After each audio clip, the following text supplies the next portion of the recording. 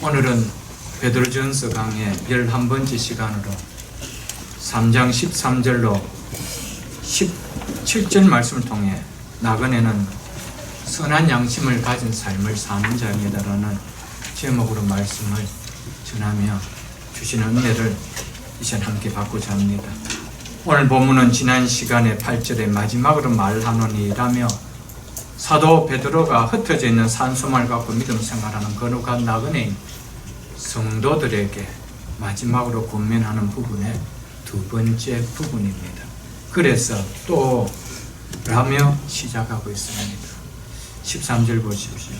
또 너희가 열심으로 선을 행하면 누가 너희를 해하리요. 여기에서 선은 앞에서 말한 악을 악으로 욕을 욕으로 갚지 않고 도리어 복을 빌며 기도해 주며 또 그들과 똑같이 악한 말을 하지 않고 믿지 않는 자와 같이 거짓말을 하지 않고 화평을 구하며 화평을 따르는 하나님의 말씀 따르는 진리에 순종하는 행위를 가리키는 말입니다. 진리에 순종하는 삶을 어떻게 행하라고 이야기하고 있습니까? 소극적으로 행하라고 이야기하고 있습니까? 적극적으로 행하라고 하고 있습니까? 적극적으로 너희가 열심으로 선을 행하며 이렇게 이야기하고 있습니다. 우리는 적당히 그냥 글자 안에 태를 내는 정도가 아니고 사도 베드로는 열심으로 적극적으로 그렇게 선을 행하라고 이야기합니다. 그렇게 행하면 누가 너희를 해하리요. 여기서 너희는 누구를 이야기합니까? 2장 12절에 보면은 너희가 이방인 중에서 행실을 선하게 가져 너희를 악하다고 비방하는 자들 말고 너희 선한 일을 보고 오신 날에 하나님께 영광을 돌리려 하려 합니다 하는 이 말씀의 선상에서 주신 말씀이기 때문에 여기서 너희는 누굽니까? 너희를 비방하는 자를 이야기합니다. 그렇지 않은 생활과 삶들을 비방하는 자들에게 그렇다고 해서 너희가 멈추지 말고 그 선함을 계속해서 직속적으로 열심으로 행한다면 누가 너희를 해하리요 이 말입니다. 끝내는 열심으로 선을 행하는 그 선을 보고 결국 그 사람이 하나님 앞에 돌아와서 영광을 돌리게 된다는 것이죠. 그럼에도 불구하고 네로에 의해서 해를 당하고 고난받는 자들이 많았습니다. 그렇게 선을 행하고 그렇게 그들이 악을 행할 때 그것을 묵묵히 다 받아줌에도 불구하고 네로에를 통해서 해를 당하고 고난당한 자들이 많이 있지. 그러므로 누가 너희를 해하리요 라는 이 말은 해당함이 없다는 말이 아니라 근본적인 해, 즉 영혼이 멸망당하는 해는 결코 없다라는 것이 가장 본질적으로 이야기하는 것입니다. 그들은 우리의 육적인 해는 갈 수 있지만 우리의 영혼을 멸망해 가도록 하는 그 해를 당하게 하지는 않는다는 것입니다. 예수님께서는 이 일에 친히 본을 보여주셨습니다. 예수님께서 진리를 순종하는 선을 행함으로 말미암아 많은 해를 친히 당하셨습니다. 그러나 궁극적인 멸망당하는 해는 받지 않으셨다는 것이죠. 그래서 14절에 이렇게 말씀하고 있습니다. 누가 너희를 해하리요. 그러나 이 말은 뭡니까? 누가 너희를 해하리요. 그러나 이 말은 뭡니까? 해를 받을 수 있다 이 말이죠. 그러나 의를 위하여 고난을 받으면 즉 고난이 없는 것이 아니라 있다라는 것이죠. 그러면 복 있는 자니라고 말하고 있습니다. 네.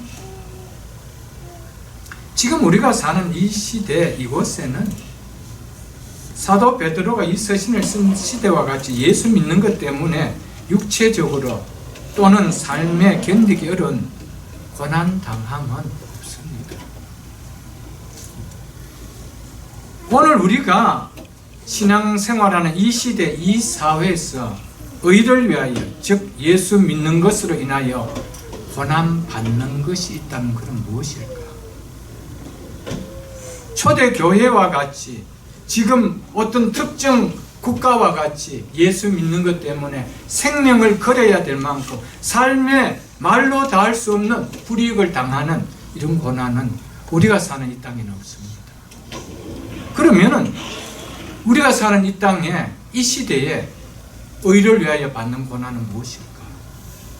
이것이 우리에게 말씀을 통하여 적용하지 못한다면 이 말씀은 우리와는 아무런 관계가 없는 말씀으로 지나갈 것입니다. 왜냐하면 우리에게는 내려와 같은 그런 핍박이 없기 때문에. 그렇죠.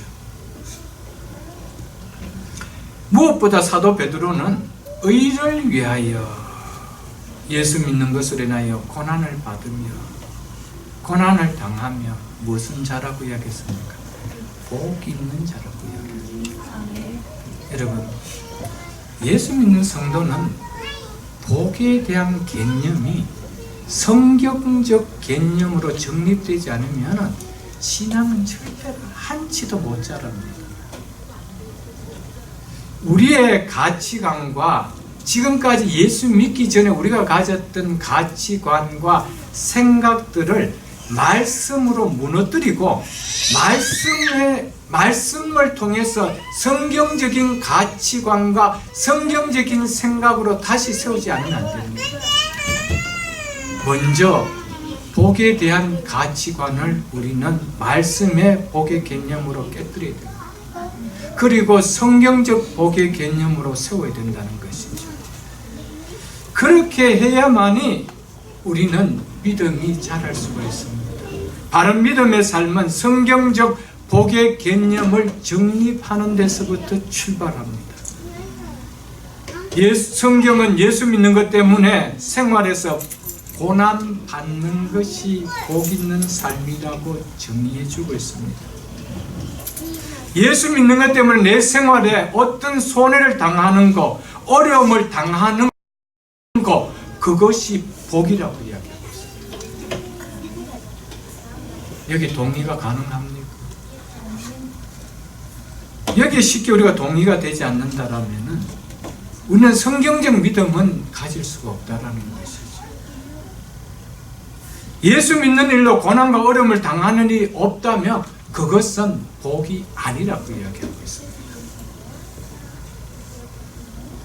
여러분, 우리는 많은 사람 경우에 예수 믿음으로 말미암아 삶의 어려운 문제가 풀어지고 해결되어지고 전혀 어려움이 없고 불의의 길을 다니는 것 같은 그런 삶이 있는 것을 우리는 복이라고 이야기하는데, 성경은 예수 믿는 것으로 인하여 의를 위하여 고난 받는 것이 복이라고 이야기하고 있습니다. 아멘. 이것이 오늘 우리가 말씀을 통해서 정립되어져야 됩니다. 마태복음 6장 33절에서 주님은 친히 이렇게 말씀하셨습니다. 너희는 먼저 그의 나라와 그의 의를 구하라고 하셨습니다. 나중이 아닌 먼저 주의 나라와 주의 의를 구하라고 했습니다. 내가 뭔가를 다 하고 나서 남는 시간에 남는 것으로 주의 나라와 주의 의를 섬기면은, 구하면은 손해볼 것이 하나도 없습니다. 그렇지 않아요. 남는 것으로 하는데, 여유분으로 하는데, 그런데 여유가 있든 없든 먼저. 그러니까 뭐가 있다는 겁니까?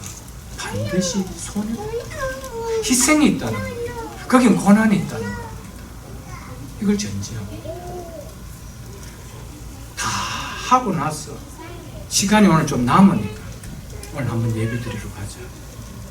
쓰고 난 물질이 좀 남으니까 이거 좀 드리자. 여러분, 거기 무슨 희생이 있어요? 거기 무슨 고난이 있습니까?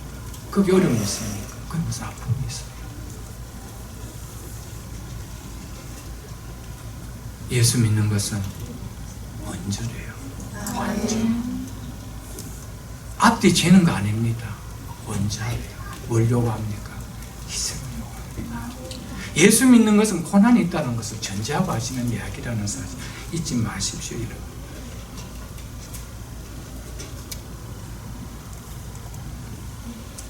오늘날 신앙은 너무 기복적입니다. 주를 위해서, 주의 나라를 위해서 희생함 없이 예수 믿기 때문에 이 땅에서 보상받고 싶다는 겁니다. 이 땅의 것으로. 그럼 기복이죠. 여러분, 신앙은 먼저 그의 나라와 그의 의를 구하는 것이 신앙입니다. 아멘. 먼저 이 땅의 것으로 보상받고자 하는 것이 신앙이 아니라고 성경은 이야기하고 있습니다. 주님이 친히 이야기했죠. 주의 나라와 주의 의 때문에 내 삶에 손해보는 일이 없이, 불이익을 당하는 일이 없이 예수 믿는다는 것이 있을 수 있을까요? 이것은 있을 수가 없는 것이죠. 그런데 오늘 신앙생활 하는 것을 보면요, 손해보지 않는 부분 내에서 신앙생활을 하려고 합니다. 그래서 손해보지 않는, 내 삶에 불이익을 당하고 내 삶에 손해보지 않는 라인을 꺼놓고 그 영역 안에서 신앙생활을 하려고 합니다. 그 선은 목사님 건드리지 말라는 거예요. 성령도 못 건드린다는 거예요. 그 안에서만 하겠다는 거예요. 여러분, 이것이 어떻게 먼저 주의 나라와 주의 의를 구하는 삶입니까? 먼저 그의 나라와 그의 의를 구하는 삶은 반드시 있어야 있습니다. 그래서 누구든지 나를 따라오려거든 자기를 부인하고 자기 십자가를 지는, 그렇지 않고는 따라올 수 없다라고 이야기합니다. 여러분,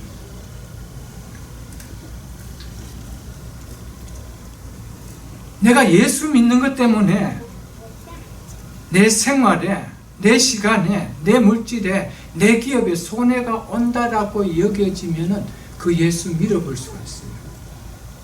그는 먼저 가는 신앙이 아니고 항상 뭐죠? 뒷북치는 예수 믿는 것이죠. 남는 짜투리. 여러분, 예수는 그렇게 믿을 수 있는 거 아닙니다. 그런데 어떻게 복음이 전해졌는지 모르겠지만은 그렇게 믿어도 된다라고 복음은 전해져 버렸습니다. 그래서 그렇게 믿으면 안 된다라고 메시지 전하는 목회자와 교회는 너무 이상합니다. 여러분, 우리가 무언가가 뉴스도 되어버리면요, 원상으로 복귀하는 것은 너무 어렵습니다. 그러나 진리는 원상으로 복귀하지 않고는 진리가 아닙니다. 우리가 아무리 신앙생활하고 교회생활하고 믿음생활 한다 하더라도 말씀이 아닌 것을 하면은 그건 진리가 아니라 이 말이에요. 남들이 이렇게 가니까 나도 이렇게 간다. 그 길이 멸망의 길인지 생명의 길인지 어떻게 알아요, 여러분? 그 길을 어떻게 알아요? 답은 성경만 가르쳐주고 있습니다. 믿으십니까? 아멘. 여러분, 성경을 따라야 돼요. 성경이 무엇을 말하느냐, 이게 진리라는 것이죠.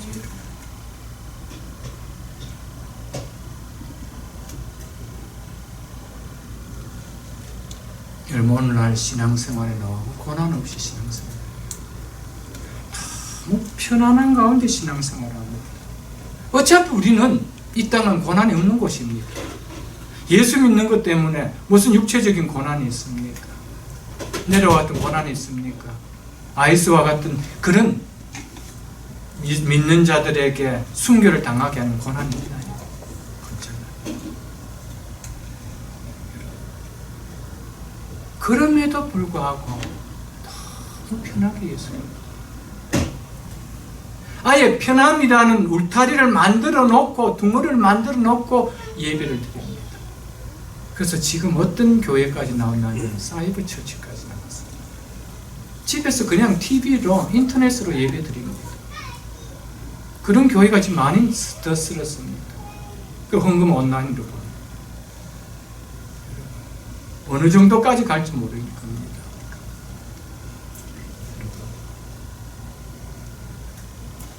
17절에 뭐라고 하는지 보십시오. 선을 행함으로 고난받는 것이 무엇이라고 이야기합니까? 하나님의 뜻일지니라. 여기서 선을 행하면 문맥상으로 보면 그리스도를 믿는 생활 때문에, 신앙생활 때문에 고난받는 삶을 이야기하고 있습니다. 말씀에 순종하는 생활로 인해서 고난받는 삶을 이야기하고 있습니다. 의를 위하여 고난받는 삶이, 예수 그리스도를 믿는 생활 때문에 고난받는 삶이 무엇이래요? 하나님의 뜻이래요. 이걸 어떻게 피해갈 수 있나요? 이걸 어떻게 피하고 믿을 수가 있나요? 이게 하나님의 뜻인데요. 하나님의 뜻은 예수 믿는 일에는 반드시 고난이 따른다는 거예요. 근데 이것이 뭐래요? 복이래요. 이게 저주라면은 우리가 따를 필요가 없죠. 근데 이게 뭐래요? 복이래요. 마태복음 7장 13절로 14절에 보면은 주님께서 이렇게 말씀하고 있습니다. 꼭 찾아볼 수 있는 분은 마태복음이니까 한번 찾아보십시오.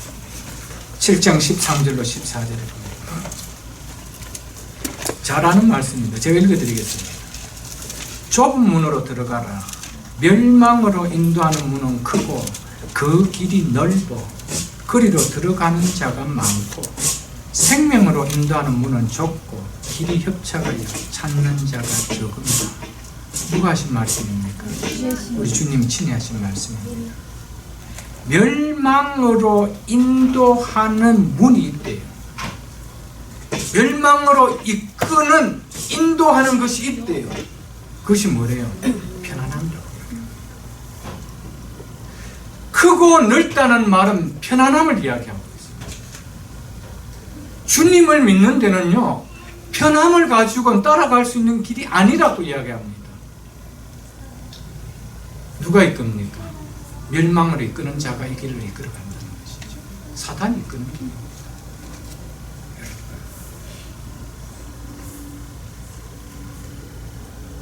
반대로 생명으로 인도하는 길은 어떤 길이라고 합니까? 좁고 협착하다. 좁고 협착하다는 말은 불편하다 이 말입니다. 그러니까 그 길을 찾는 자가 많대죠. 정말 이 말씀같이 복음이 온 교회가 전해진다면 교회는 이렇게 숫자가 많을 수가 없어요. 어떻게 많을 수가 있나요?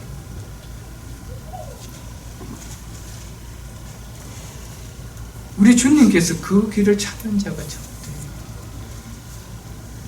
좁대요. 불편하대요. 저는 함께 신앙생활하는 우리 모든 지체들 가운데 이렇게 가도 생명의 길일 것 같고, 그래서 갔는데 그 마지막에 돌이킬 수 없는 멸망의 길 앞에 서는 분이 한 명도 없기를 주의 이름으로 축복합니다. 아멘.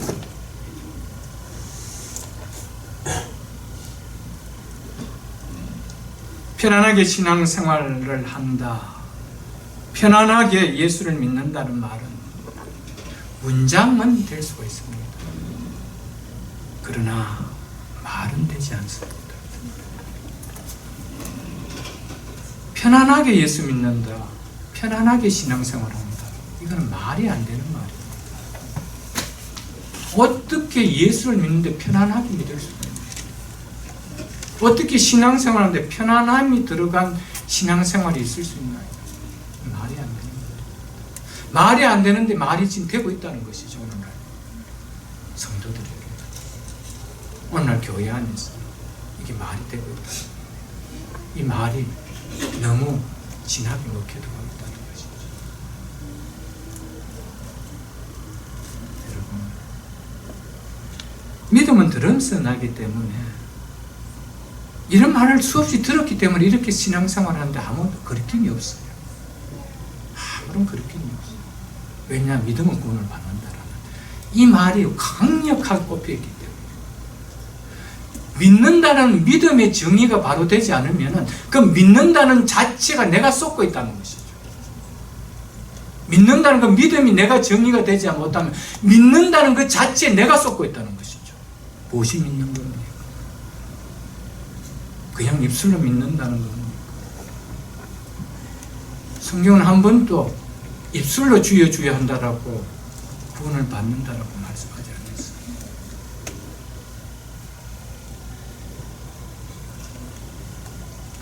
여러분 한번 생각해 보십시오. 예수님이 왜 하나님이시면서 왜 인간이 되셨어? 그것도 죄가 없으신 분이 온 인류의 죄를 홀로 담당하시면서 십자가에 죽으셨나요? 우리가 도덕적으로 윤리적으로 좀 착하게 살기 위한 기독교 종교 만들기 위해서입니까? 아니지. 여러분과 저를 죄에서 구원해 주셨고 하나님의 나라에 영원한 하나님의 자녀로 삼아주시기 위한 것이었습니다.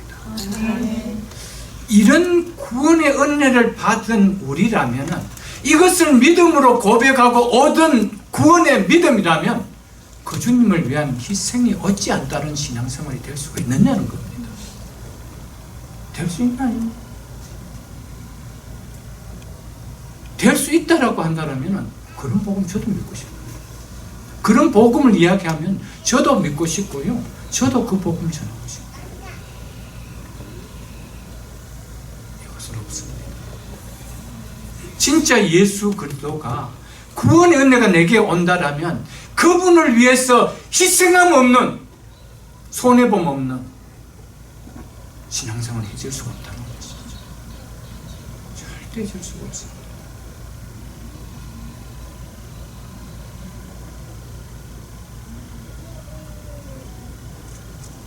여러분,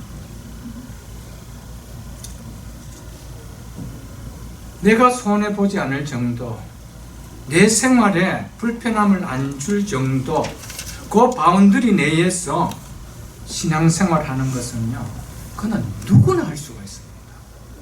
거기 뭐 힘듦이 있나요? 근데 성경은 뭐라고 이야기합니까? 주님은 진리, 생명의 길은 좁대요. 누구나 갈 수 있는 길이 아니래요. 그래서 찾는 자가 적대요. 아멘. 찾는 자가 적어도 우리 모두 다 천국에서 만날 수 있다면 저는 하나님의 목회를 성공했다라고 봅니다. 저게 저의 목회 철학입니다. 함께 신앙생활하는 사람이 이 다음에 하늘나라에서 다 만나는 겁니다. 1000명을 하든 10,000명을 정해야 돼. 거기에서 만나는 사람이 반도 안 된다라고. 그 목회가 참 성공적인 목회입니다.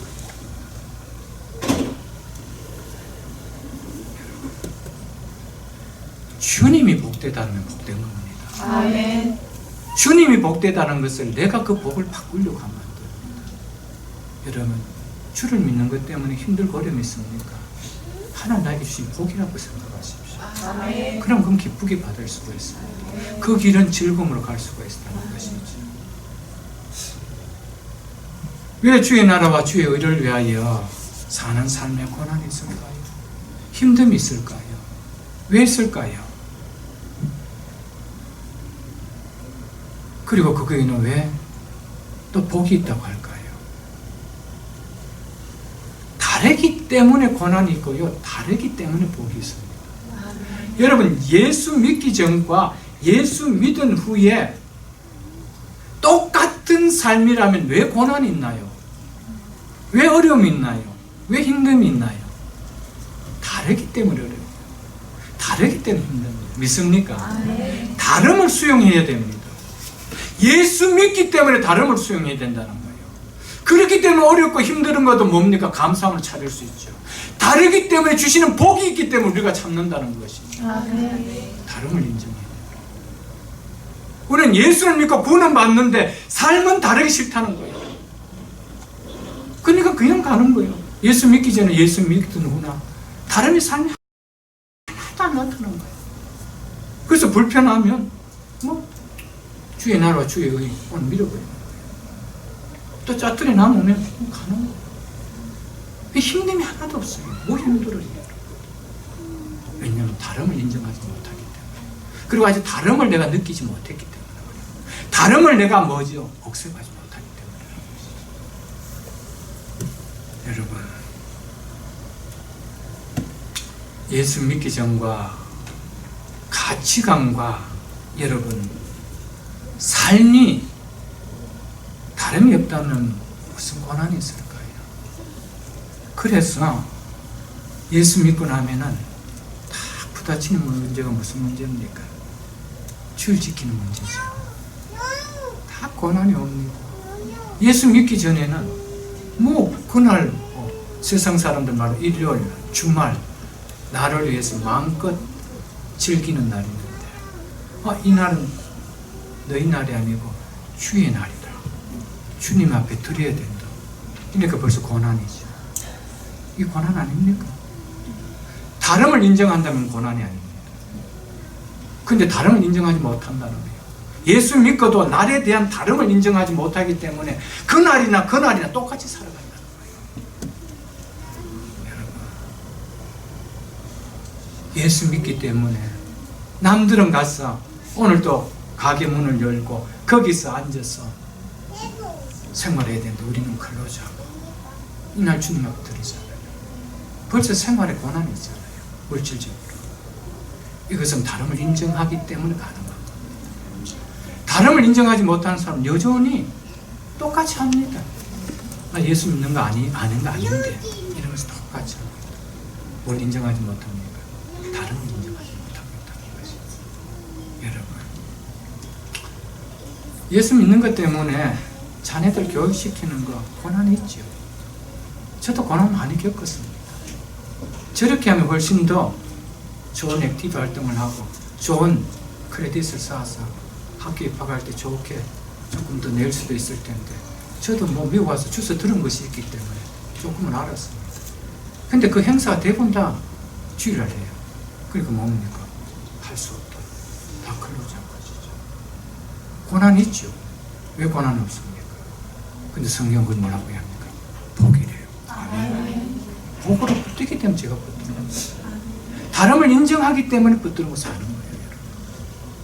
여러분, 예수 믿으면서 이런 고난 없이 내 속에 세상 믿기 전과 똑같은 삶을 살아간다라면은 참 믿음이라 할 수 있을까? 주님이 이야기하는 생명일로가 나는 믿음이라 과연 할 수 있을까? 한번 퀘션 마크를 붙여볼 수 있기를 이 시간 주의 이름을 축복합니다. 고린도후서 12장 10절에 이렇게 사도 바울은 이야기하고 있습니다. 그러므로 내가 그들을 위하여 약한 것들과 능력과 궁핍과 박해와 공고를 기뻐하노니 이는 내가 약한 그때에 강함이라. 우리는 언제 강한 믿음의 사람으로 쓰임 받을 수가 있다라고 이야기합니다. 내가 약한 그때에 강함이라. 우리는 언제 나를 통하여 하나님의 강하심을 드러낸다라고 이야기합니까? 내가 약할 그때. 약할 때가 언제입니까? 그들을 위하여 약한 것들과 능력과 궁핍과 박해와 공고를 당하는 그때를 이야기합니다.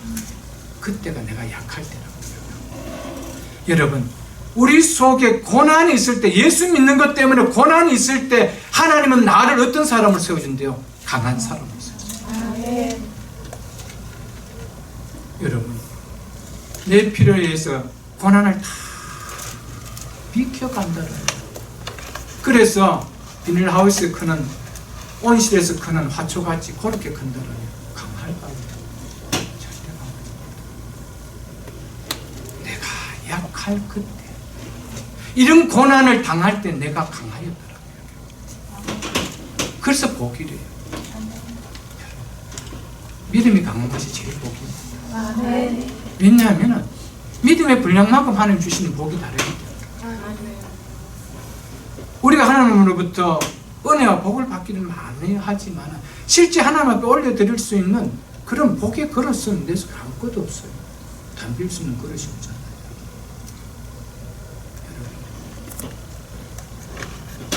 오늘 성경은 우리에게 이야기하고 있습니다. 의를 위하여 고난받는 자가 복이 있는 자라.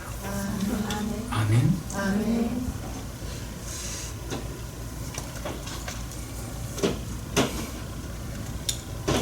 의를 위하여 살 때 고난이 따르면 그것은 복임으로 어떻게 하라고 하는지 14절 이어서 보십시오.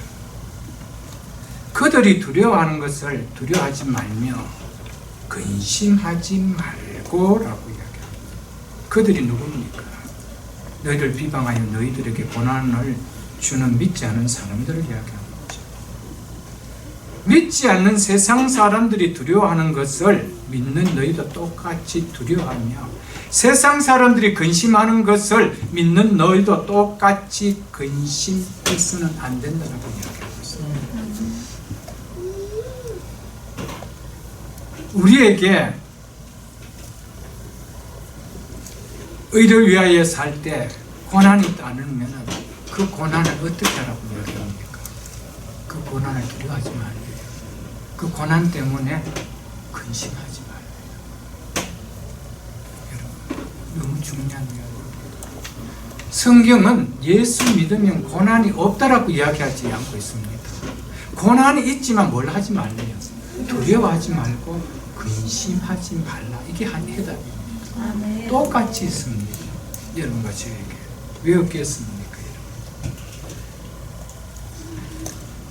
여러분, 우리가 믿지 않는 사람들이 두려워하는 문제를 가지고 우리도 똑같이 두려워하고, 믿지 않는 사람들이 근심하는 문제를 가지고 우리가 똑같이 근심한다라면 우리에게 무슨 살아있는 소망이 있는 거룩한 나그네입니까? 무슨 소망이 있어서 무슨 소망이 있는 자입니까? 소망이 있는 자는 기뻐하는 자입니다. 소망이 있는 자는 두려워하고요, 걱정, 근심하는 자가 아닙니다. 아무리 무너졌다더라도 일어날 수 있는 소망이 있다라고 하는 사람은 걱정, 근심하지 않습니다. 그러나 왜 절망합니까? 왜 절망합니까? 제가 이번에 영화 한 편을 봤습니다. 암살이라는 영화를 제가 휴가차 제가 다녀왔습니다. 영화관. 하도 유명한 영화다 그래서 한번 봤습니다. 거기 보면은 임시정부 김구 선생 밑에 수족같이 움직이는 염석천이라는 사람이 늘 배신을 하죠. 보신 분 알 거예요. 그래서 암살 지령이 내려져서 암살을 하려고 가면 벌써 모든 것이 다 탄로나서 암살할 수 없게 되어버립니다. 거기에 김구 선생 밑에 그런 스파이가 있었습니다. 그가 마지막에 해방이 되고 나서 고백하기를 하는 얘기가 뭐가 왜 그러느냐라고 했을 때 조선이 독립될 줄 몰랐기 때문에. 조선이 독립될 줄 알 때는 그렇지 않았대요. 여러분, 무슨 이야기입니까? 조선이 독립된다는 소망이 없기 때문에 어차피 안 될 거 내가 이렇게 들어붙어서 살자는 것이죠. 일본에 붙어서 살자는 겁니다. 여러분, 우리도 똑같습니다. 하늘에 산 소망이 없으면 세상의 두려움과 세상의 염려가 있으면 거기에 우리 똑같이 염려하고 붙어서 삽니다. 그래서 적당히 타협하고요, 적당히 하죠. 그래서 소망이 너무 중요해요. 소망이 없으면 죽는 거예요. 소망이 없으면 이런들 엎드려 저런들 엎드려 살아가죠. 그러나 소망이 있다면 끝까지 나그네를 살아갑니다. 하늘에 주신 기업 때문에 이 땅에서 그렇게 살아갈 수 없다는 것이죠. 하늘에 소망이 있기 때문에 좁아도 이 길을 간다는 것이죠. 불편해도 이 길을 간다는 겁니다. 소망이 없으면 이러면 어떻고 저러면 어떻다는 것이죠. 진짜 여러분들에게 하늘에 소망이 있다라면, 천국에 산 소망이 있다라면 우리가 이렇게 신앙생활을 했을까요? 저는 없다라고 합니다. 그 나라가 사모되고요, 그 나라 앞에 하나님이 설 때 그 하나님 주신 은혜를 사모하고 축복을 사랑한다면, 사모한다, 이렇게 살 수 없다는 것이죠. 조선이 해방될 줄 몰랐대요. 그러니까 그렇게 사는 거예요. 임시정부 밑에서 그렇게 스파이 노릇하고 산다는 것이죠. 바로 진리입니다.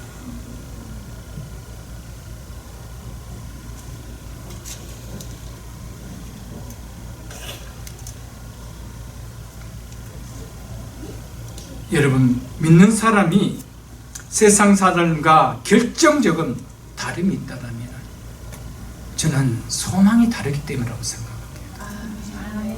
소망이 다르기 때문에 다르게 살아요. 같은 소망이라면 그렇게 살 수가 없죠. 여러분, 여러분과 우리 모두가 세상 사람들과 소망이 같나요? 세상 사람들의 소망은 이 땅의 영주자로 사는 것이 소망입니다. 그래서 이 땅의 것으로 희망을 두고 이 땅의 것으로 행복을 두려고 사는 사람이잖아요.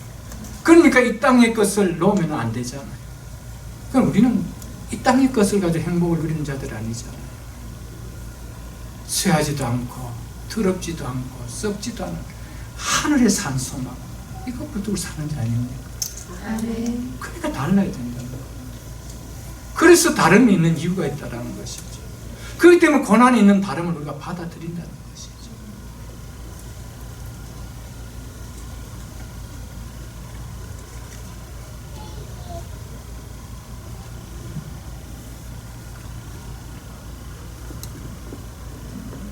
믿지 않는 자들이 두려워한 것이 있다면 이런 뭘까요? 첫째가 그 죽음입니다.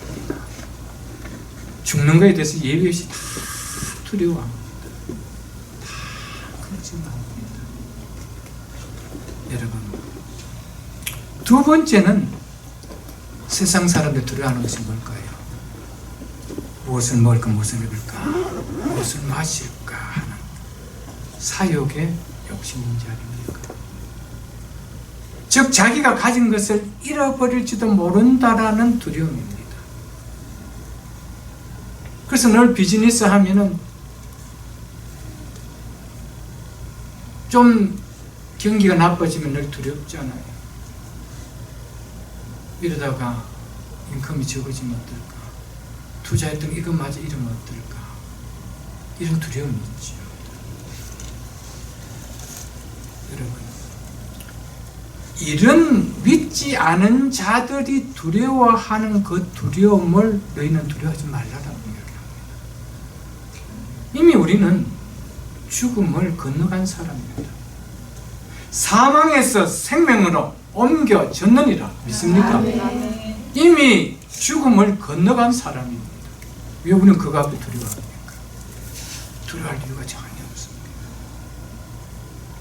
그것이 순교하는 자리라도 우리는 두려워할 이유가 없습니다. 육신은 죽일 수 있지만 영혼을 죽일 수 없는 문제이기 때문에 이것은 누가 우리에게 주신 선물이기에 하나님 주신 선물이기에 그래서 내로와의 핍박이 있다 할지라도 믿지 않는 자들이 두려워하는 그 두려움은 두려워하지 말라는 거예요.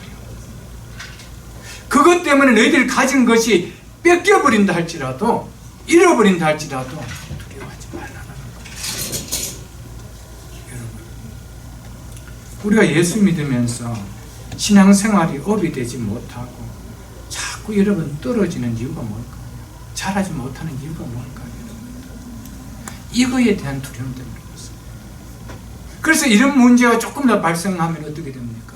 즉시 믿음은 뒤로 물려가고 그 현장 속으로 인물되어버립니다. 달려가버리죠. 여러분, 믿음의 백성은요, 열매 문제는 내 손에 있는 거 아닙니다. 우리가 마음으로 계획할지라도 그 걸음을 인도하시는 우리 주님이십니다. 열면 닫을 자 없고 닫으면 열 자가 없는 분은 우리 주님이십니다. 우리가 여는 거 아닙니다. 우리는 순종하는 것밖에 없습니다. 먼저 그의 나라와 그의 의를 구하라. 그리하면 이방인들이 구하는 무엇을 먹을까, 무엇을 입을까, 무엇을 마실까 라고 강구하는 이 모든 것을 너에게 더해 주시리라. 이게 하나님의 약속이에요. 하나님의 약속. 주시는 이는 주님이십니다. 내가 아무리 뛰어보십시오. 하나님의 백성은 하나님의 케어하는 방법이 있습니다. 그 방법으로 하나님은 케어합니다. 그 원리를 벗어나도 하나님 케어하는 거 아닙니다. 그러면 하나님은 말씀과 다른 공의 하나님이 아니십니다. 반드시 그렇게 하십니다.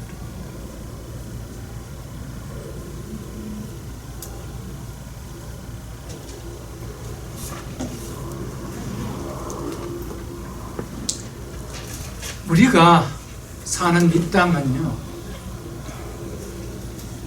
네로 당시와 같이 이 베드로 사도가 살았던 이 시대와 같이 죽음을, 목숨을 요구하는 시대는 아닙니다. 그런 사회도 아닙니다. 근데 가장 우리를 두렵게 하고 위협하는 것은 조금이라도 더 가질 수 있는 것에 대해서 가지지 못하는 것에 대한 두려움입니다. 더 자녀들을 잘 세울 수 있는 것에 대해서 세우지 못할 것에 대한 두려움입니다. 내 기업을 더 키울 수 있는데 키우지 못할 것에 대한 두려움이죠. 이것이 가장 큰 두려움입니다. 그래서 이것 때문에 결국은 하나님이 주시는 고난을 안 받고 싶어요.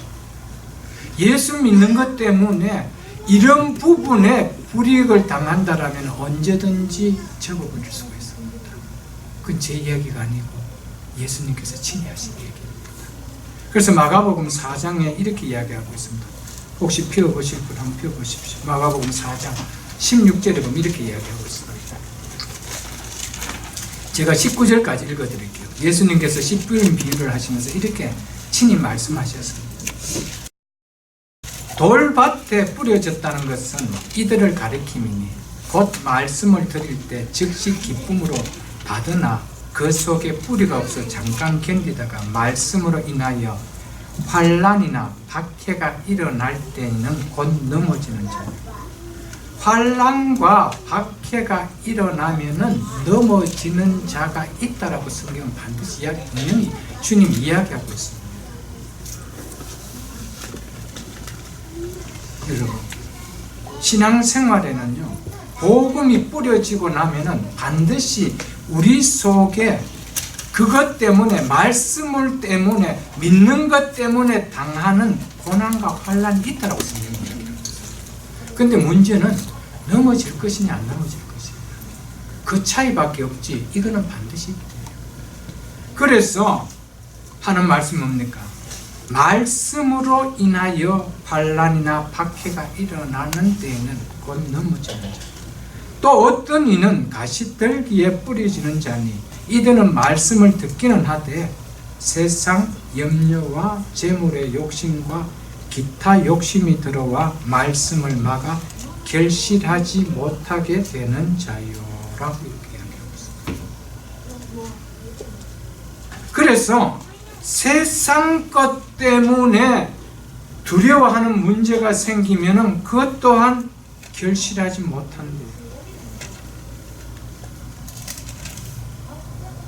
결실을 여기서 마태복음과 마가복음과 누가복음에서 씨 뿌린 자의 비유는 결실하지 못한다는 것은 구원의 이야기입니다. 하나님 나라에 대한 이야기입니다. 여러분, 예수 믿는 것이요, 하늘 소망 때문이라면 구원의 결국 영혼의 구원함을 받는 데 있는 것이라면 결코 이런 문제로 인해서 구원을 결실치 못하는 행보는 하지 않습니다. 하늘의 소망이 있다. 예수를 믿는 것도 땅의 소망 때문이라면 이건 얼마든지 결실이 맺어지지 못할 수가 있어요. 그러나 하늘의 소망 두는 삶은 절대 이런 일은 없습니다. 일어날 수가 없죠. 여러분,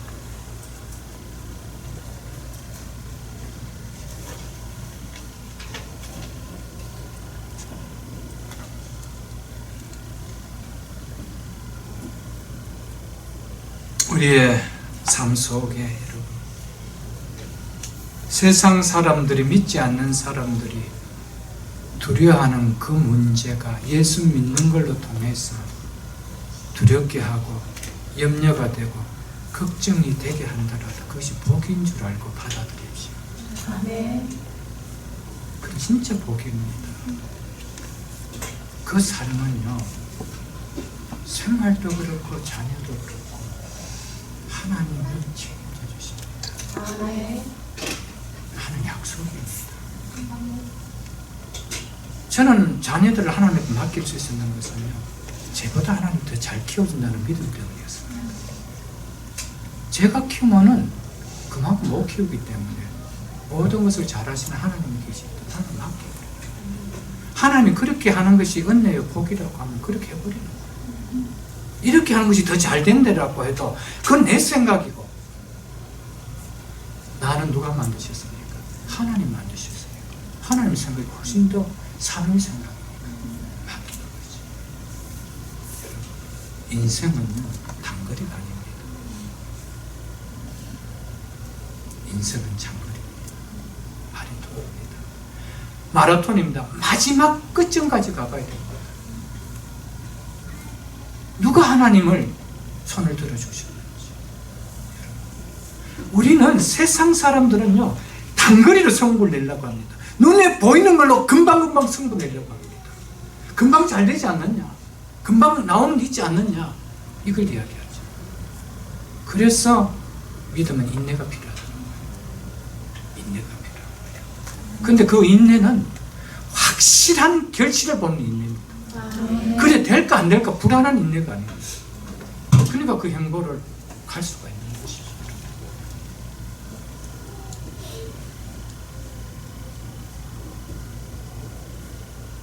너희는 먼저 그의 나라와 그의 의를 구하라. 그리하면 이 모든 것을 너희에게 다 하시리라. 시편 27편 1절에 다윗은 이렇게 고백했습니다. 여호와는 나의 빛이요 나의 구원이시니 내가 누구를 두려워하리요. 여호와는 내 생명의 능력이시니 누구를 무서워하리요. 무엇을 겁내리요.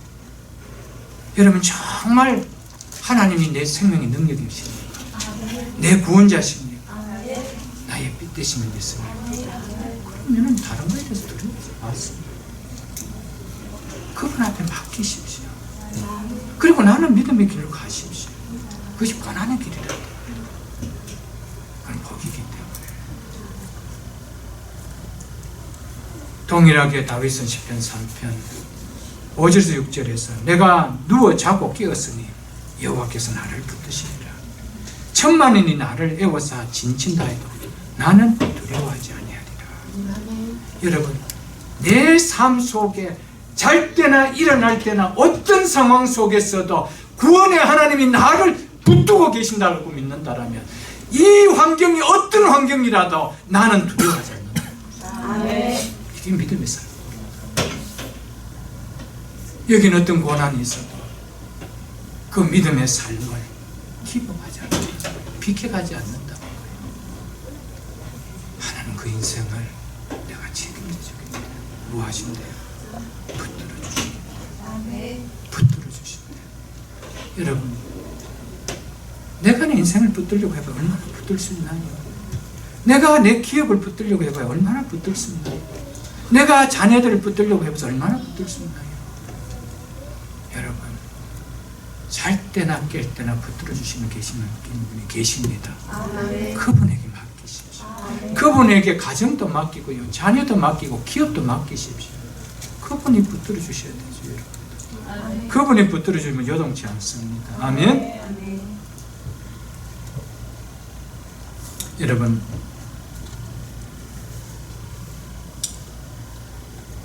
성도는요 하나님을 두려워하고 하나님의 말씀을 두려워해야 됩니다. 하나님을 두려워하지 않고 하나님의 말씀을 두려워하지 않으면 우리는 똑같이 세상 사람들이 두려워하는 것과 같은 것을 문제를 안고 똑같이 두려워합니다. 그러니까 세상적인 두려움이 딱 엄습 오면은 하나님이 기뻐하시지 않는 일도 우리는 스스럼없이 행할 수가 있죠. 행할 수가 있습니다. 그러나 하나님을 두려워하고 말씀을 두려워하게 된다면 그 고난이 있다 할지라도 그 고난을 내가 받습니다. 그리고 하나님은 그 고난의 문제를 온전히 맡깁니다. 누가 헤아리요 하면서 맡긴다는 거죠. 붙들어주는 분이 계시는데 누가 헤아리요 맡길 수가 있습니다. 여러분, 믿음이라는 것은 결국 믿음의 대상자에게 나의 모든 삶을 맡기는 것입니다. 맡기는 것이죠. 그래서 하는 이야기가 15절에 이렇게 이야기하고 있습니다. 너희 마음에 그리스도를 주로 삼아 거룩하게 하고 라고 사도 베드로 이야기했습니다. 누구에게 우리의 모든 문제를 맡길 수 있나요? 주인에게 맡길 수가 있어요. 주인. 그래서 너희 마음에 그리스도를 누구로 삼아 그랬습니다. 주로 삼아. 이거 너무 중요한 이야기예요. 우리가 내 인생에 예수 그리스도를 주로 삼지 못하면 못 맡깁니다. 내가 내 인생의 주인 되어가 살아가는데, 내가 내 가정에 내가 주인이 되어 살아가는데, 내가 내 기업에 내가 주인이 되어 살아가는데 두 주인이 있을 수 있나요? 없지요. 여러분, 그분이 주인 될 때를 맡길 수가 있어요. 정말 예수님 내 인생의 주인 되면요, 우리는 두려움이 없습니다. 걱정이 없어요. 세상 사람들이 두려워하고 염려하는 것 같고 나 통일하게 그러지 않습니다. 왜냐하면 나에게 누가 있기 때문에? 주인이 있기 때문에. 주인이 있다는 말은 뭡니까? 그분 내 인생을 책임져 준다는 거예요. 그분 내 삶을 책임져 준다는 거예요. 그게 얼마나 감사해요. 그래서 너는 내게 부르짖으라. 주인에게 부르짖으라. 네가 알지 못하는 크고 비밀한 일을 내가 네게 보이리라. 이게 주인이 우리에게 하신 이야기입니다. 여러분, 얼마나 감사합니다. 그래서 우리에게 둘려져 있는 이 고난의 문제를 해결할 수 있는 열쇠는요, 내가 믿고 내 속에 함께 연합하고 계시는 이 예수 그리스도를 어떤 분으로 믿고 사느냐, 이것이 두려움의 문제를 해결하는 열쇠입니다. 아무리 예수를 믿는다 하더라도 그분을 내 인생의 주인으로 모시지 않으면 그분에게 엎드리지 못합니다. 종이 무슨 문제가 있으면 누구에게 엎드립니까? 주인에게 엎드리죠. 주인 좀 해결해 달라고. 이거 그분의 능력이에요. 종만이 엎드릴 수가 있어요. 할 수가 있어요. 기도할 수가 있어요. 두려움의 문제를 자동으로 해결해 주는 거 아닙니다. 환난 날에 내게 부르짖으라. 이게 주인이 우리에게 하신 말씀입니다. 주님이 우리에게 하신 말씀입니다. 우리가 예수님을 주라고 고백한 것은 뭡니까? 우리 마지막 기도에 뭐를 달고 기도합니까? 예수 그리스도의 이름으로 기도합니다.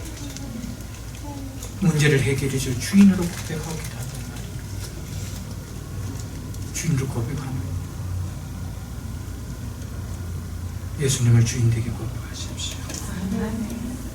여러분, 초대교회 성도들은요, 너무나 입으로 형언할 수 없는 육체적인 형극의 고난을 받았습니다. 그들이 어떻게 그들의 삶 속에 이런 고난의 문제를 두려워하지 않을 수가 있었을까요? 예수님을 주로 고백했기 때문에. 그 주님은 끝까지 내 생명을, 내 영혼을 책임져 줄 수 있는 분이라고 하는 걸 맡길 수가 있었어요. 여러분과 저의 삶 속에 그 많은 고난이 없다 하더라도 여러분의 기업과 여러분의 삶과 기도 제목에 그런 문제 못 맡기시나요? 주인 되시는 그분 앞에 못 맡기시나요? 내가 안고 이분들과 똑같이 두려워하며 걱정해야 되나요? 여러분,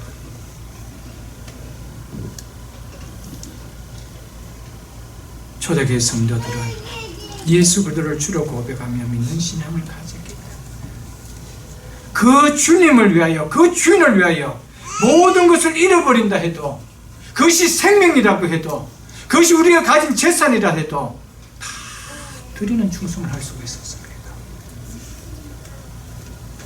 오늘 우리의 삶 속에 그 주님을 위하여 여러분 뭔가 희생한다고 하는데 왜 어색하고 왜 어둔하고 인색하나요? 그분이 주인을 와닿지 않기 때문에 와닿지 않기 때문에. 그래서 로마서 10장 9절에서 10절에 보면 너희가 만일 너희 입으로 예수를 주로 신하며 또 하나님께서 그를 죽은 자 가운데 살린 것은 내 마음에 믿으면 구원을 받으라. 사람이 마음으로 믿어 의에 이르고 입으로 신하여 구원에 이르라. 사람이 마음으로 믿어 무엇을 믿습니까? 예수를 주로 믿는 것을 이야기하죠. 예수를 주로 신하는 것을 이야기하죠. 여러분, 예수의 주됨이 없는 구원이 있을까요? 성경은 없다고 이야기하고 있습니다. 내가 만일 내 입으로 예수를 주로 신하며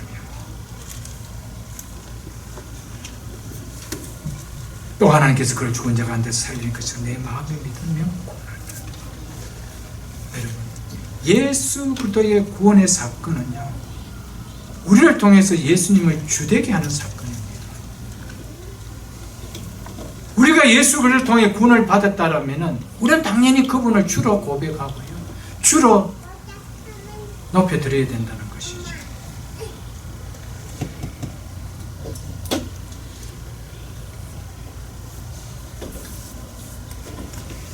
주로 고백할 때만 우리에게 닥친 문제에 난망하지 않습니다. 두려워하지 아니하고 근심하지 않는다라고 성경은 이야기하고 있습니다. 그리고 어떻게 하래요? 우리의 마음에 주로 삼은 예수 그리스도를 거룩하게 하라고 이야기하고 있습니다. 정말 내가 예수를 주인으로 모신다라면 그분의 거룩함을 드러내야 됩니다. 주로 고백하는 그분의 거룩함을 내 삶으로 드러내줘야 된다는 거예요. 그게 주로 고백하는 삶이라는 거예요.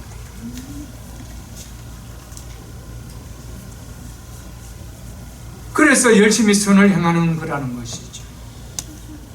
거룩하게 드러내는 삶이 뭐라는 겁니까? 열심히 선을 행하는, 의를 위하여 고난받는 것을 두려워하지 않는 삶이에요. 16절에서는 선한 양심을 갖는 삶이라고 이야기합니다. 이것이 그들을 거룩하게 드러내는 삶이에요. 내 안에 계시는 그분의 거룩하심이 나의 삶을 다스리게 할 때 이 삶이 나온다는 것이죠. 여러분, 예수님 정말 거룩하신 분으로 믿습니까? 그분이 거룩하신 분이 내 인생의 주인으로 믿습니까? 그러면 그 거룩함이, 주인 되신 그분의 거룩함이 나를 다스려야 된다는 거예요. 그것이 주인됨을 고백하는 것이죠. 주인이 나를 다스리지 못한다면 우리는 고백이, 그거는 미스리라는 것이죠. 그분의 거룩이 나를 다스리고, 그래서 우리의 삶 속에 거룩을 드러내는 거예요. 그래서 의를 위하여 끝까지 고난에 얻으라고 고난받지만 끝까지 선한 양심을 살아가고 선한 양심을 버리지 않은 삶을 살아가는 것이죠. 여러분, 그래서 그들을 주로 삼는 생활이 거룩을 드러내는 지표입니다. 예수 그들을 주로 삼고 섬기는 자들에게는 소망이 있지요. 소망이 있는 자는 그 소망 때문에 거룩함을 드러내는 삶을 살아간다는 것입니다. 그래서 우리는 뭐라고 이어서 이야기하고 있습니까? 너희 속에 있는 소망에 관하여 묻는 자에게는, 이렇게 이야기하고 있죠. 우리 속에 무엇이 있대요? 소망이 있대요. 이거 있습니까? 아멘. 너희 속에 있는 소망, 이것이 누굽니까? 우리 이 소망을 주신 분이 누굽니까? 예수 그리스도. 이 소망을 주신 분이 누굽니까? 나의 주인이십니다. 이것이 내 삶 속에 다스림으로 나와야 된다는 거예요. 소망 있는 삶이 뭡니까?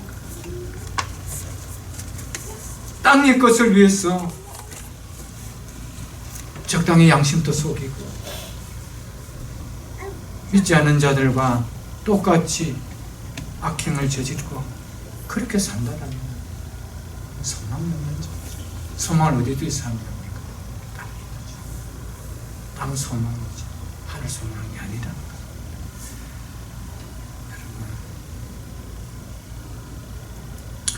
여러분, 여기서 너희 속에 소망에 관하여 이유를 묻는 자에게라면 너희 속에 있는 소망을 위해서 너희는 누굽니까?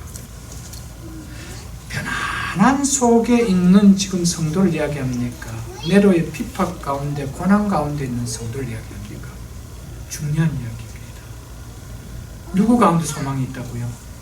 고난 가운데 있는 자에게 소망이 있습니까? 여러분, 진짜 소망이 있는지 없는지는 고난 가운데 보면 알아요. 너희 속에 지금 이들은요 핍박과 환난과 엄청난 고통 속에 있는 자들을 향해서 너희 속에 있는 소망이다. 무슨 소망이 있나요? 모든 기업도 다 뺏겨버리고 생명까지도 위태한 이들 속에 무슨 소망이 있나요? 그런데 사도 베드로는 너희 속에 있는 소망이라고 얘기해요. 성도는요 20년 갖고 왔던 기업이 다 날아간다. 내 속의 건강이 다 잃어버린다. 우리 속 잃어버리지 않는 거 한 가지 있습니다. 그것은 소망입니다. 있습니까? 그것이 예수 믿는 겁니다. 소망입니다. 하늘의 소망입니다. 땅의 장막이 무너지면 어때요? 손으로 짓지 않는 하늘의 장막이 있는데요. 이 소망입니다. 그래서 나그네로 살아가는 것이죠. 그래서 로마서 8장 18절에서 사도 바울은 생각한데 현재 고난은 장차 우리에게 나타날 영광과 비교할 수 없다라고 했습니다. 이런 소망이 있대요. 이 땅과는 비교할 수 없는 소망이 있기에 예수 믿는 것 때문에 의 때문에 의를 위해서 당하는 고난 당당하게 당할 수 있다는 거예요. 안 비키게 한다는 거예요. 그것 때문에 내 속에 계신 거룩함을 욕되게 살지 않는다는 거예요.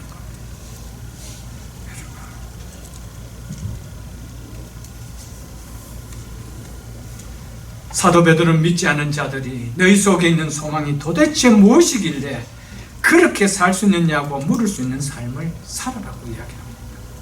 너희 속에 있는 소망에 관하여 이유를 묻는 자에게 대답할 것을 항상 준비하되.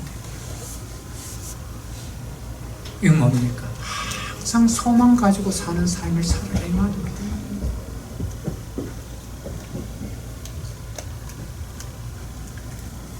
믿지 않는 사람이 믿는 사람의 지금 모습을 볼 때 내가 저런 상황이라면 좌절할 수밖에 없고 땅을 칠 수밖에 없고 울 수밖에 없는 상황인데 어찌 기뻐할 수 있을까? 어찌 저렇게 밝은 표정을 지을 수가 있을까? 어떻게 저 입에서 찬양이 나올 수 있을까? 그렇게 물을 수 있는 삶을 살아요. 무엇이 있다면? 소망이 있다면. 아멘.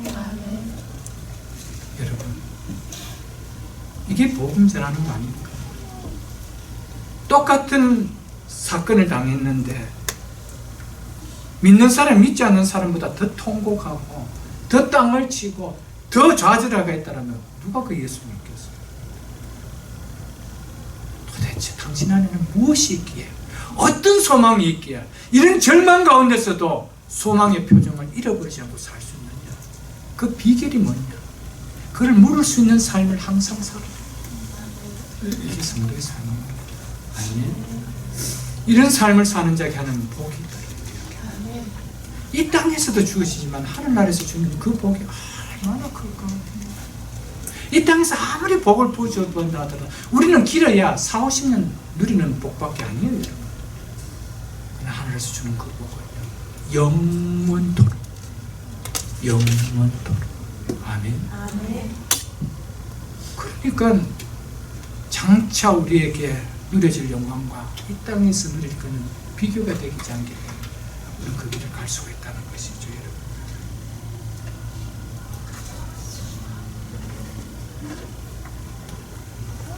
근데 어떻게 하라고 이야기합니까? 온유와 두려움을 하고, 여기서 온유라는 것은요, 너희를 비방하고 너희를 박해하는 사람들을 향해서 갖는 태도를 이야기합니다. 부드럽고 겸손한 태도를 잃지 말아라고 이야기합니다.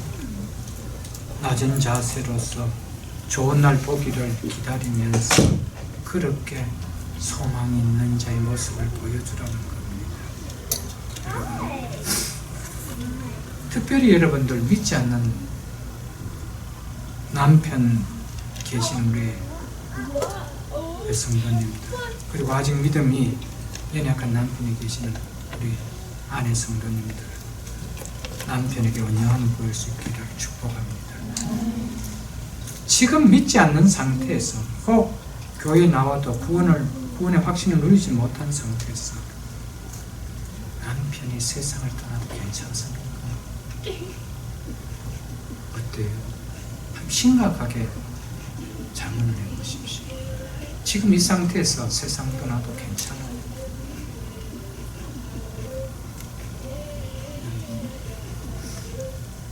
기회는 항상 있는 거 아닙니다. 그 시간은 계속 주어지는 거 아닙니다. 내가 온유함을 보여서 주님을 믿게 할 수 있다면 성경 그렇게 하네요. 온유함을 하고. 내가 온유함 때문에 남편이 예수를 믿고요, 믿음으로 더 세워줄 수 있다면 얼마든지 할 수 있는 거 아니에요. 돈으로 하는 것도 아니에요. 하십시오. 지금 이 상태에서 이멀전시에 실려 가서도 안 되고요, 더더구나 장례치러서도 안 돼요. 천국 환송 예배를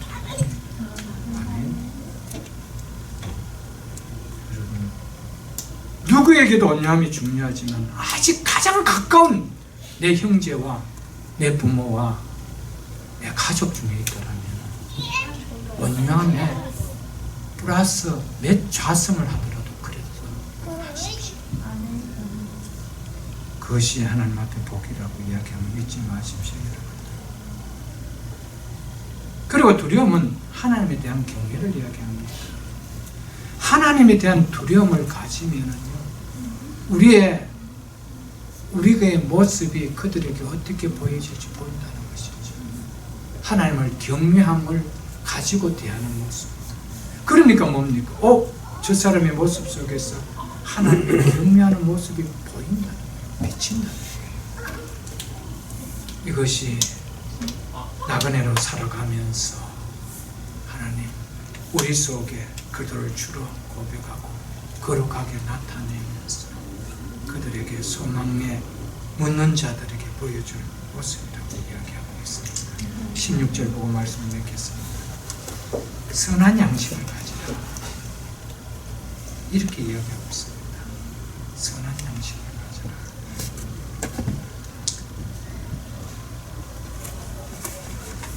디모데전서 1장 18절로 19절에 이렇게 이야기하고 있습니다. 제가 읽어드리겠습니다. 아들 디모데야, 지금 바울이 사랑하는 영적 아들 디모데에게 지금 편지하면서 이렇게 이야기하고 있습니다.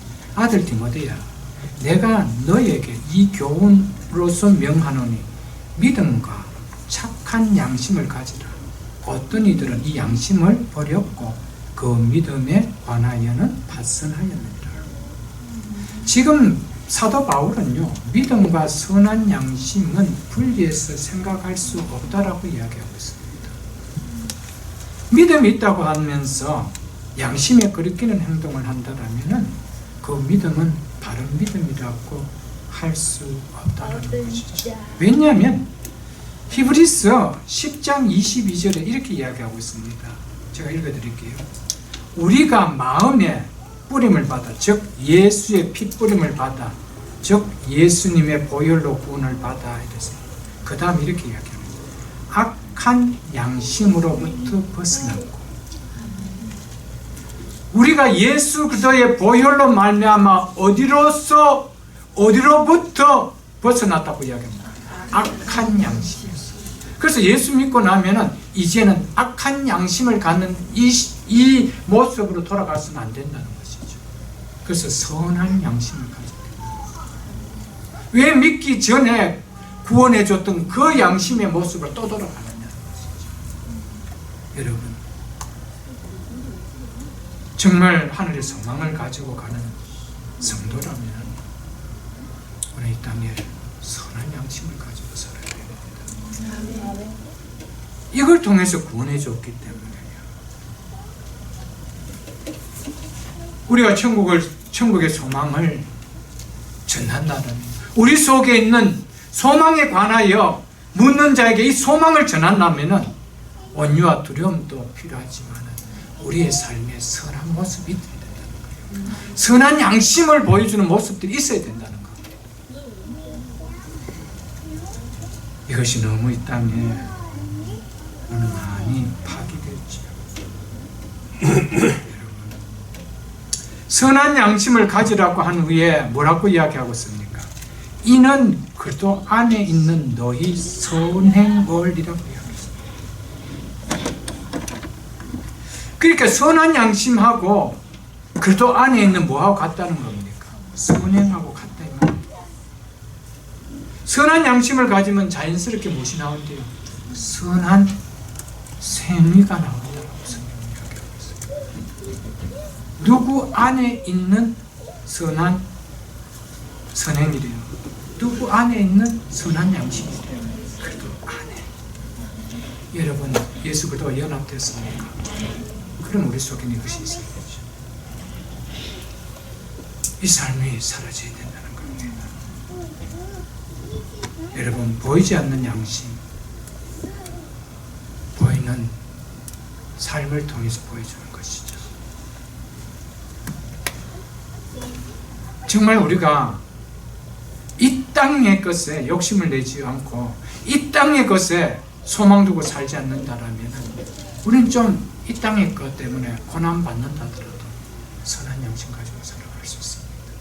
그러나 이 땅의 것에 욕심을 낸다라면 우리는 적당히 선한 양심도 할 수 있다는 것이죠. 그러나 성경은 고난 가운데서도 그거 잊어버리지 말라라고 이야기하고 말씀을 맺겠습니다. 여러분, 선한 양심을 우리가 가져야 되는 궁극적인 이유가 뭐래요?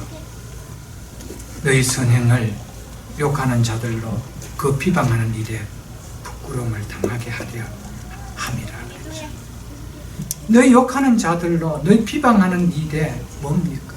부끄러움을 주기 위해서 우리는 끊임없이 그렇지 않는 모습을 꾸준하게 보여야 됩니다. 열이면 10번 진실을 보여야 돼요. 세상 사람은요, 믿지 않는 사람이 10 중에 9을 진실을 보여드리다가 한 번만 진실하지 못하면 하나까지 모든 것을 다 뭡니까? 두리뭉실하게 해서 다 매겨버립니다. 각을 매겨버립니다. 그러니까 10번 다 그렇게 하라는 거예요. 끝까지 그렇게 하라는 거예요. 그들이 우리를 비방하지 못하게 하고 결국 하나님께 영광을 돌리기 위해서라는 겁니다. 여러분, 하늘의 산소망을 가진 믿음을 가진 자입니까? 믿음은 선한 양심과 뗄래야 뗄 수가 없습니다. 우리에게 주신 가장 선한 양심은 주님 앞에 바르게 사는 것입니다. 믿음으로 사는 것입니다. 이 땅의 것과 타협하지 않고 의를 위하여 고난이 있다 할지라도 그 고난을 값지게 받고 사는 것인 줄 믿습니다. 여러분과 저의 삶 속에 나그네는 선한 양심을 가진 삶이라는 이 삶을 주님 부리시는 날까지 붙들며 살아가는 우리 모두가 다 될 수 있게 주의 이름으로 축복합니다. 주신 말씀 생각하면서 시간 한번 기도할 수 있기를 바라겠습니다.